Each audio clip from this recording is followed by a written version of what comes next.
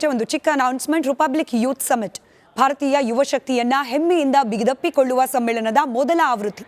ಎಲ್ಲ ಕ್ಷೇತ್ರಗಳ ಯುವ ಐಕಾನ್ಗಳು ಮತ್ತು ಮೊದಲಿಗರು ಒಂದೆಡೆ ಸೇರಿ ಭವಿಷ್ಯದ ನಾಯಕರನ್ನ ಹುರಿದುಂಬಿಸುವ ಗಳಿಗೆ, ದೇಶದ ಯುವಕರನ್ನ ಬಡಿದೆಬ್ಬಿಸುವ ವಿವಿಧ ವಿಚಾರಗಳ ಬಗ್ಗೆ ಸಾಲು ಸಾಲು ಅದ್ಭುತ ವಾಗ್ಮಿಗಳ ಚಿಂತನ ಮಂಥನ. ರಿಪಬ್ಲಿಕ್ ಯೂತ್ ಸಮಿಟ್ 2024 ಗೆಲುವಿನತ್ತ ದೂರದೃಷ್ಟಿಗೆ ಟ್ಯೂನ್ ಆಗಿರಿ. ಚರ್ಚೆ ಮುಂದುವರಿಸೋಣ. ವಾಲ್ಮೀಕಿ ಹಗರಣ, ಅದಕ್ಕೆ ಈಗ ಇಡಿ ಎಂಟ್ರಿ. ಪ್ರಶ್ನೆ ಅಂತಂದರೆ ನೇರವಾಗಿ ಹೆಸರುಗಳ ಪ್ರಸ್ತಾಪ ಆಗ್ತಿದ್ರೂ ಕೂಡ, ಈ ಪ್ರಕರಣದಲ್ಲಿ ತಗಲಾಕೊಂಡಿರೋ ಆರೋಪಿಗಳು ಹೆಸರನ್ನ ಹೇಳ್ತಿದ್ರೂ ಕೂಡ, SIT ಅವರು ಒಂದು ನೋಟಿಸ್ ಕೊಡಲಿಕ್ಕೆ 1.5 ತಿಂಗಳು. ಆ ನೋಟಿಸ್ ಬರೋಕೆ 2 ದಿನದ ಮುಂಚೆ, ಇದು ಕೋಇನ್ಸಿಡೆನ್ಸ್ ಅಂತ ಹೇಳಿ ದರ್ಶನ್ ಅವರು ಹೇಳ್ಬೋದು, 2 ದಿನದ ಮುಂಚೆ ಮುಖ್ಯಮಂತ್ರಿಗಳ ನಿವಾಸಕ್ಕೆ ಸಾಲು ಭೇಟಿ ನಾಗೇಂದ್ರ ಅವ್ರದ್ದು. ಇದೆಲ್ಲವನ್ನ ಕೂಡ ಕಾಕತಾಳೀಯ, ಬಹಳ ಪಾರದರ್ಶಕವಾದ ತನಿಖೆ, ರೂಲ್ಸ್ ಅನ್ನ ಚಾಚೂ ತಪ್ಪದೆ ಪಾಲನೆ ಮಾಡ್ತಿದ್ದಾರೆ. ಹೆಂಗ್ ಸರ್ ನಂಬೋದು ಜನ, ಎಸ್ಪೆಷಲಿ ವಾಲ್ಮೀಕಿ ಸಮುದಾಯದ ಜನ?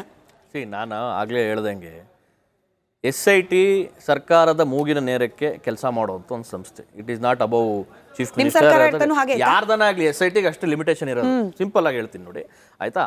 ಆದರೆ ಇವಾಗ ಏನಾಗಿದೆ, SITಯ ಕಾರ್ಯಕ್ಷಮತೆ ಬಗ್ಗೆ ನಾನು ಚರ್ಚೆ ಮಾಡೋಕ್ಕೆ ಹೋಗಲ್ಲ, ಅದು ಎಲ್ಲ ರಾಜ್ಯದ ಜನತೆ ನೋಡ್ತಾನೆ ಇದ್ದಾರೆ, ಅದ್ರ ಬಗ್ಗೆ ನಾನೇನು ಮಾತಾಡೋಕ್ಕೆ ಹೋಗಲ್ಲ.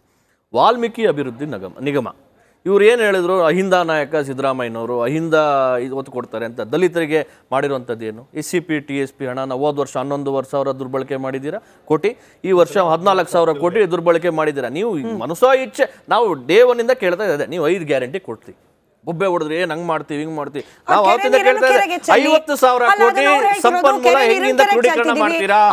50,000 ಕೋಟಿ ಸಂಪನ್ಮೂಲ ಹೇಗೆ ಕ್ರೋಢೀಕರಿಸ್ತೀರಾ, ಹೇಗೆ ಅದಕ್ಕೆ ಶೇಖರಣೆ ಮಾಡ್ತೀರಾ? ಅದಕ್ಕೆ ನಿಮ್ ಚಿಂತನೆ ಇರಬೇಕಾಗಿತ್ತು. ರಾಜ್ಯವನ್ನ ಸಾಲದ ಸುಳಿಗೆ ತಳ್ಳುವಂಥದ್ದು, ನಮ್ಮ ಕಷ್ಟಪಟ್ಟು ಯಾರು ತೆರಿಗೆ ಕಟ್ತಾರೆ ಅವ್ರ ಹಣವನ್ನು ಪೋಲ್ ಮಾಡುವಂಥದ್ದು, ದಲಿತರ ಹಣವನ್ನು ಲೂಟಿ ಮಾಡುವಂಥದ್ದು ಬಿಟ್ರೆ ನಿಮ್ಮ ಹತ್ರ ಏನಾದ್ರು ಬೇರೆ ಆಪ್ಷನ್ ಇದೆಯಾ? ಇವಾಗ ರಾಜ್ಯದ ಜನತೆಗೆ ಒಳ್ಳೇದು ಮಾಡುವಂಥದ್ದು ಏನಾದ್ರು ನೀವು ಮಾಡಿದ್ದೀರಾ? ಸರ್ಕಾರದ ದಲಿತರಿಗೆ ಮೀಸಲಿಟ್ಟಂತ ಹಣವನ್ನ ತಾವು ದುರ್ಬಳಕೆ ಮಾಡಿದ್ದಾರೆ ವಿನಃ ಇದರಲ್ಲೂ ಅಷ್ಟೇ 187 ಕೋಟಿ ಇವಾಗ ನೀವು ಯಾವ್ದಾವ್ದೋ ಖಾತೆಗೆ ವರ್ಗಾವಣೆ 4 ಕೋಟಿ 4.25 ಕೋಟಿ ವರ್ಗಾವಣೆ ಮಾಡಿದೆ ಅಂತ ಹೇಳ್ತಾರಲ್ಲ, ಅವರೆಲ್ಲ ಏನಾದ್ರು ದಲಿತರ ಏಳ್ಗೆಗೆ ಕೆಲಸ ಮಾಡುವಂಥ ಕಂಪ್ನಿಗಳ ಯಾವೂ ಅಲ್ಲ. ನೀವು ಇದೊಂದು ಸ್ಕ್ಯಾಮ್ ಮಾಡಬೇಕು, ನಿಮಗೆ ಗೊತ್ತಿತ್ತು, ನಿಮಗೆ ಇದನ್ನ ಲೂಟಿ ಹೊಡಿಬೇಕು, ಉದ್ದೇಶಪೂರ್ವಕವಾಗಿ ಇದೊಂದು ಸಂಚು ಮಾಡಿನೇ ನೀವು ಹಣ ಹೊಡೆದಿದ್ದೀರಾ. ಮೇಲ್ನೋಟಕ್ಕೂ ಗೊತ್ತಾಗುತ್ತೆ ಅದ್ರಲ್ಲಿ ಯಾರು ಇನ್ವಾಲ್ವ್. ಆದ್ರೆ ವಿಪರ್ಯಾಸ ಏನಂದ್ರೆ, SIT ಮಾಡಿದ್ದೀವಿ, SIT ಫಾರ್ಮ್ ಮಾಡಿದ್ದೀವಿ ಅಂತೆಲ್ಲ ಹೇಳ್ತಾರಲ್ಲ, SITಗೆ ಯಾಕೋ ನಿಜವಾಗ್ಲೂ ದಮ್ಮೆ ಇಲ್ಲ. ನಾಗೇಂದ್ರ ಆಗಲಿ ಬಸವರಾಜ್ ದದ್ದಲ್ಲಾಗಲಿ ಅವರದನ್ನು ನೇಮ ಮಾಡಲಿಲ್ಲ. ಇವ್ರು ಹೇಗೆ ಮಾಡ್ತಾ ಇದ್ದಾರೆ ಅಂತ ಅವ್ರು ಯೋಚನೆ ಮಾಡಿದಾಗೆ ಬ್ಯಾಂಕಿನ ಅಧಿಕಾರಿಗೆ ಸಿಕ್ಸ್ಬಿಟ್ಟು ಈ ಒಂದು ಸ್ಕ್ಯಾಮನ್ನು ವ್ಯವಸ್ಥಿತವಾಗಿ ಮಾಡಿರುವಂಥ ಒಂದು ಸ್ಕ್ಯಾಮನ್ನು ಮುಚ್ಚಾಕೋಣ ಅಂತ. ಆದರೆ ಈಗ ಇಡಿ ಎಂಟರ್ ಆದಮೇಲೆ ಅದರ ಪ್ರಕ್ರಿಯೆ ಹೇಗಿರುತ್ತೆ ಅಂತ ನೋಡ್ಬೇಕು. ನಮಗೂ ಅದ್ರ ಬಗ್ಗೆ ಮಾಹಿತಿ ಇರೋದಿಲ್ಲ, ತನಿಖೆ ಅದರಲ್ಲಿ ಅವ್ರ ಪಂಚನಾಮೆನಾರು ಬಿಟ್ಟ ಮೇಲೆ ಗೊತ್ತಾಗ್ಬೋದು. ಆದರೆ ಆ ಮುಖ್ಯ ಆರೋಪಿ ಸ್ಥಾನದಲ್ಲಿ ನಿಲ್ಲಿಸಬೇಕಾಗಿದ್ದಂತೂ ಇದನ್ನ ಮೊದಲನೇದಾಗಿ ನಾಗೇಂದ್ರ ಅವ್ರನ್ನ, ಅದರ ಅಧ್ಯಕ್ಷ ದದ್ದಲ್ ಅವರು. ಯಾಕೆ ಅಂದರೆ ಆಮೇಲೆ ಆರ್ಥಿಕ ಇಲಾಖೆ ಅಲ್ಲ, FD ಫೈನಾನ್ಸ್ ಡಿಪಾರ್ಟ್ಮೆಂಟ್ ಅಧಿಕಾರಿಗಳನ್ನು ಮತ್ತೆ ಮುಖ್ಯಮಂತ್ರಿಗಳನ್ನು ಸೇರಿಸಬೇಕು. ಯಾಕೆ ಅಂದ್ರೆ ಪ್ರೇರಕರು ಯಾರು ಅಂತ ಹುಡುಕ್ಬೇಕಲ್ಲ. ಅದು ಪ್ರೇರಕರು ಯಾರು, ಹೆಂಗೆ 106 ಕೋಟಿ ರೂಪಾಯಿ ಹೇಗೆ ವಾಲ್ಮೀಕಿ ಅಭಿವೃದ್ಧಿ ನಿಗಮದ ಇದಕ್ಕೆ ಟ್ರೆಜರಿಯಿಂದ ನೇರ ಬರುತ್ತೆ? ನಾನು ಈಗಲೂ ಅದೇ ಹೇಳ್ತಾರೆ, ಪ್ರಾಕ್ಟಿಕಲ್ ಆಗಿ ಒಬ್ಬ ದಲಿತ ವಾಲ್ಮೀಕಿ ಸಮುದಾಯದ ಹುಡುಗ ಹೋಗ್ಬಿಟ್ಟು ನಾನು ವಿದ್ಯಾರ್ಥಿ ವೇತನ ಕೊಡಿ ಅಥವಾ ವಿದ್ಯಾರ್ಥಿ ಸಹಾಯಧನ ಕೊಡಿ ಅಥವಾ ನಾನು ವ್ಯಾಪಾರ 5 ಲಕ್ಷ ಕೊಡಿ ಅಂತ ಕೇಳಿದ್ರೆ ಖಂಡಿತ 5 ಲಕ್ಷ ಬರೋದಿಲ್ಲ ಅವ್ರಿಗೆ. ಇದು ವಾಸ್ತವ ಪರಿಸ್ಥಿತಿ.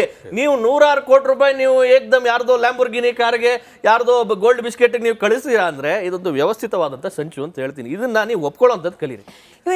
ನಿಮ್ಮ ಸಚಿವರನ್ನ, ನಿಮ್ಮ ಅಧ್ಯಕ್ಷರನ್ನ, FD ಅಧಿಕಾರಿಗಳನ್ನ, ಮುಖ್ಯಮಂತ್ರಿಗಳನ್ನ ನಿಲ್ಲಿಸಿ ಕಟಕಟೆಯಲ್ಲಿ. ಆಮೇಲೆ ನೀವು ನಿಮ್ಮ ನೈತಿಕತೆ ಗೊತ್ತಾಗುತ್ತೆ. ಮಾಜಿ ಸಚಿವರನ್ನ, ಶಾಸಕರನ್ನ ಕರ್ಸಕ್ಕೆ 1.5 ತಿಂಗಳು, ಮುಖ್ಯಮಂತ್ರಿಗಳನ್ನ ಕರ್ಸ್ತಾರ ಸರ್? ಗೊತ್ತಿಲ್ಲ ಅಷ್ಟೊಂದೆಲ್ಲ ಪ್ರಾಮಾಣಿಕ ಸೌಜನ್ಯ. ನಿನ್ನೆ ಕಾಂಗ್ರೆಸ್ ವಕ್ತಾರರು ಹೇಳ್ತಿದ್ರು, ಸೌಜನ್ಯಕ್ಕೆ ಹೋಗಿ ವಿಚಾರಣೆಯನ್ನ ಎದುರಿಸ್ತಿದ್ದಾರೆ ನಾಗೇಂದ್ರ ಅವರು ಅಂತ ಹೇಳಿ.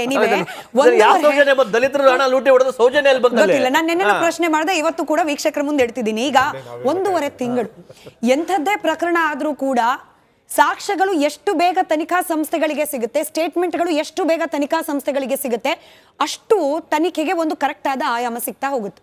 ಬರೋಬ್ಬರಿ 1.5 ತಿಂಗಳಾದ ನಂತರದಲ್ಲಿ ನಾಗೇಂದ್ರ ಅವರನ್ನ ವಿಚಾರಣೆ ಕರೆಸಿರೋದು, ದದ್ದಲ್ ಅವರನ್ನ ವಿಚಾರಣೆ ಕರೆಸಿರೋದು, ಇಡಿ ಕೂಡ 1.5 ತಿಂಗಳಾದ್ಮೇಲೆ ರೇಡ್ ಮಾಡ್ತಿರೋದು.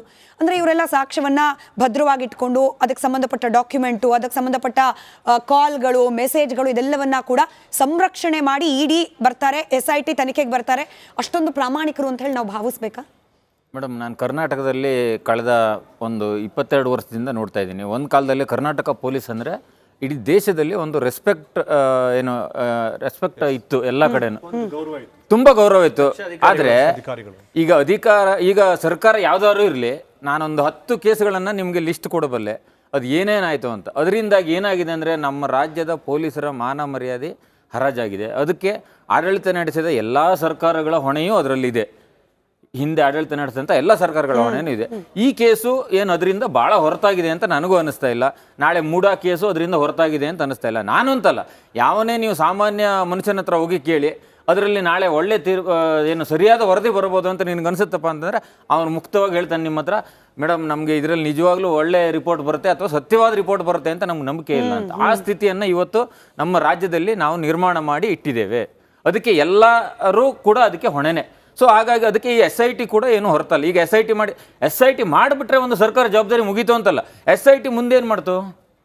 SIT ಈಗ ನಾವು ರಾಜ್ಯದಲ್ಲಿ ಇಷ್ಟೆಲ್ಲ ನೋಡಿದ್ದೀವಿ, ಇಷ್ಟೆಲ್ಲ ಕೇಸ್ಗಳು, ಕೆಲವು ಕೇಸ್ಗಳಲ್ಲಿ ಕಂಪ್ಲೇಂಟ್ ರಿಜಿಸ್ಟರ್ ಆಗ್ತಿದ್ದಂಗೆ ಅರೆಸ್ಟ್ ಮಾಡ್ಕೊಂಡು ಹೋಗ್ಬಿಡ್ತಾರೆ. ಇದರೊಳಗೆ ಕಂಪ್ಲೇಂಟ್ ರಿಜಿಸ್ಟರ್ ಆಗಿ 1.5 ತಿಂಗಳಾಗಿ ಅವರೆಲ್ಲ ಸ್ಟೇಟ್ಮೆಂಟ್ ಕೊಟ್ಟು ಎಲ್ಲ ಈಗ ನೋಟಿಸ್ ಕೊಡ್ತಾ ಇದ್ದಾರೆ. ಪೋಸ್ಟ್ ಆಗ್ತಾ ಅವ್ರು ಹಿಡ್ಕೊಂಡು ಹೋಗ್ತಾರಪ್ಪ ಒಂದೇ ದಿವಸಕ್ಕೆ. ಅದು ಏನು ಬೆಳಗ್ಗೆ 5 ಗಂಟೆ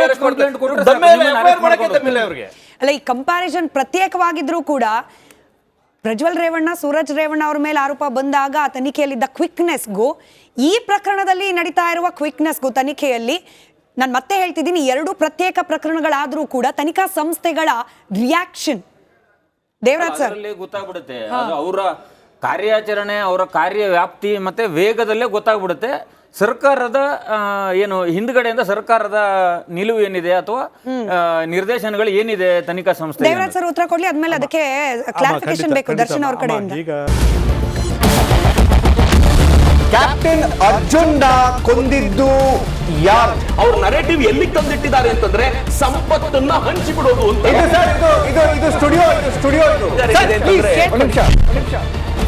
ಟಿಪ್ಪು ಜಯಂತಿ ಮಾಡಕ್ಕೆ ಅವ್ರಿಗೆ ಖಂಡಿಸಿದ್ರು. Very nice. ಯಾರು ತಪ್ಪು ಮಾಡಿರೋದಿಲ್ಲಿ? ಓಲೈಕೆ ಹೇಳಿಕೆ ಇದು ಅಂತ ಹೇಳಿ ಯಾಕೆ ಪರಿಗಣಿಸಬಾರದು? ಕಿಚ್ಚಕ್ಕಲ್ಲ ಇದು ವೇದಿಕೆ. ಇದು ಫೋಟೋ ಎಲ್ರಿಗೂ ಒಂದು ಟೈಮ್ ನಿಮ್ಮ ಸಮಯ ಮುಗಿದಿದೆ. ಅವ್ರು ಹೇಳಕ್ಕಿಂತ ಮುಂಚೆನೆ ಹೇಗೆ ಪ್ರತಾಪ್ ಸಿಂಹ ಪಾಸ್ ಕೊಟ್ಟಿದಂತ ಆಗ್ಲಿ ಡಿಕ್ಲೇರ್ ಆಗೋಗಿತ್ತು ಅಂತ ನನಗೊಂದು ಡೌಟ್ ಬಂತು. ಸಾಕು ನಿಲ್ಸಿ, ಸಾಕು ನಿಲ್ಸಿ. ಕೆಟ್ಟ ಪದ ಬಳಕೆ ಕಾಂಪಿಟೇಷನ್ ಇಟ್ಟಿಲ್ಲ ನಾವಿಲ್ಲಿ.